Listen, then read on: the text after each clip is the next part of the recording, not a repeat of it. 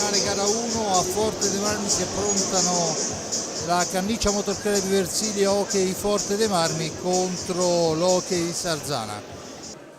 La percussione di Borzi cerca di andarsene, su di lui si porta Ambrosio, gli impedisce di arrivare nella zona calda, anzi gli soffia a sfera. Ambrosio non si sanguina davanti allo squalo perché ti morde, e questo è quanto è successo, rivediamolo. Sì, vabbè, è chiaro che regalare una pallina così a Ambrosio è letale. E Luzzi per Borzi ancora, missile di Borzi murato ancora una volta dai Pignazar, che ha già intercettato almeno 3 tiri dalla distanza, poi si mette in proprio e segna un capolavoro. Questo va esposto agli Uffizi, signori. Gran gol, davvero. Fra l'altro c'era stato anche un intervento dubbio su di lui, lo rivediamo. Eccolo qua, e mentre è in caduta riesce a tirare. Infatti gli arbitri hanno avuto un attimo di esitazione, c'è il time out chiesto dal Sarzana e poi giustamente hanno concesso la rete. In questa occasione siamo dall'altra parte con la martellata, questa volta recuperata dal Forte dei Marmi, 2 contro 1.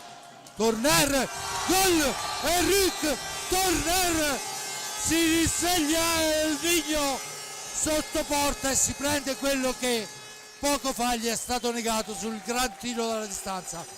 3-0. Dall'altra parte Torner, Ambrosio, Cisco, e Torner ci prova e segna Enric Torner. Ecco la doppietta personale ed è 4-0 quando mancano 6:46 per Torner, limite del tempo. Torner se ne va, agganciato da De Rinaldis, e c'è il blu a De Rinaldis. Dunque Ambrosio contro Corona, vediamo se Corona, specialista nei rigori e nei tiri piazzati, riuscirà a intercettare. Non serve perché alza troppo la sfera Ambrosio. Senza ombra di dubbio il cartellino blu per Torner. Vediamo qual sarà la decisione. Parte Ortiz, la pianta addosso Agnata che spara via e adesso si gioca a campo largo praticamente. Per Torner ancora onnipresente.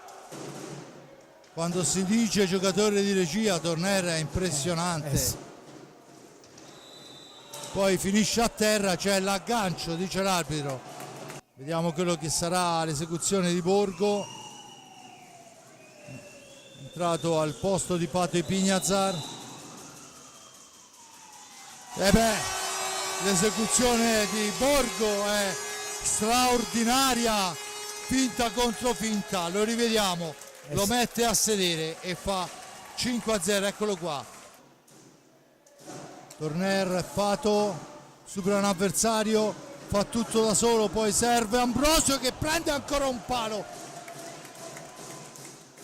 È impressionante, vediamo ogni quanti pali si riesce a segnare una rete. Ora, ogni 5 pali, Ambrosio segna una rete ed arriva. Ci avevano provato già diverse volte. Sì, no, ma infatti, ma forte quella posizione, quella rete lì di Ambrosio è una delle sue specialità. È la stessa posizione da cui prima aveva colpito male, la pallina si era alzata, ma insomma. Vediamo la dietro porta, è perfetto. Chiaccia improbabile. La sfera recuperata da Chicco Rossi che la serve a Pato e Pignazar. Poi c'è il contatto sulla stecca, era rigore, questo era rigore netto. Sì, probabilmente non ha voluto infierire Galoppi, ma questo era rigore nettissimo, così come questo è un blu. E ci pensa. La punizione di prima è affidata a Borgo che ci riprova e lo rifà nella stessa maniera identica. Lo mette a sedere da una parte e poi un gancio velocissimo e gliela insacca alle spalle, 2 su 2, ma soprattutto nella stessa maniera, è impressionante. Al volo di Mattucini niente, un primo finisce 7-0, sì. Credo che sia la prima partita finisce a 0 per il Forte Armi, a rete inviolata, credo. Sì.